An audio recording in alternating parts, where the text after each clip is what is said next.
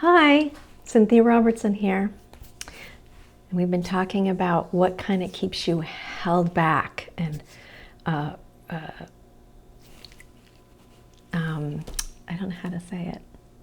I want to say suffocated, but that's not exactly the correct word, but kind of like, it is like that. We don't breathe the air that we are meant to breathe, in a sense. We're meant to be free, all of us. And we all have trauma. Everybody has trauma. And it's not about comparing your trauma to my trauma, but we all have it. And it's just kind of the human condition. And yet, what do we do with that? For a long time, again, I talked about shame and I talked about blame, and those are pretty common responses to any kind of traumatic events. Like I said, we all have them, so we all have those things. I mean, I love how Brene Brown talks a lot about shame and how it just holds you in a space where you don't even want to be in, and yet we do it to ourselves. So again, the awareness is huge. Seeing it, recognizing it. I had a friend who used to have me raise my hand like a little student in a classroom whenever I would see my thoughts going by that were seemingly not very kind. And all of it. So I've done that with blame, I've done that with shame, and the next thing we're going to talk about is justification. Justification. I can't tell you how often I use that one, and still do. And again, it's just about seeing it, oh, there it is again. Oh,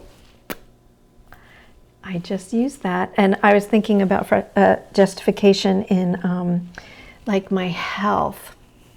I don't know what the universe or God can heal me from, but the trauma that I have gone through I have physical evidence of that trauma. But I believe it can be cared for. It can be removed when I don't need that kind of justification. I don't know if it's that. I still don't know exactly all that is. There was a long time where I was gathering evidence, a lot of physical evidence of the harm done, so that I could believe myself. I know I'm going to cry. It took me so long to even recognize that it was me and that it happened to me, and that I was sorry for it, for myself, that I had to go through it, and then I lived through it. Yay!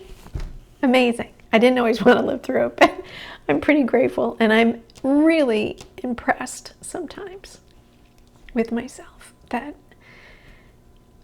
kind of strength is within me. And I know it's not just me. And so that same source that helped me survive is the same source that I believe can heal me. But I do use the justification a lot, so that keeps me down.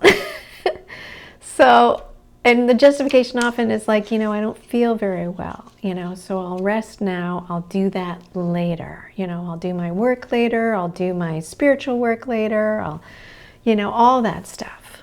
And that whole don't put off today, don't put off tomorrow what you can do today is not to beat ourselves up. It's to move forward without harming ourselves. Wow. So what does that look like to you? What areas do you hold yourself back in and feel shame about still? Blame others for maybe? It's tricky.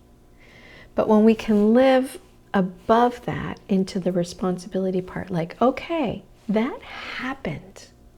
And it was traumatic and awful. But what am I going to do next?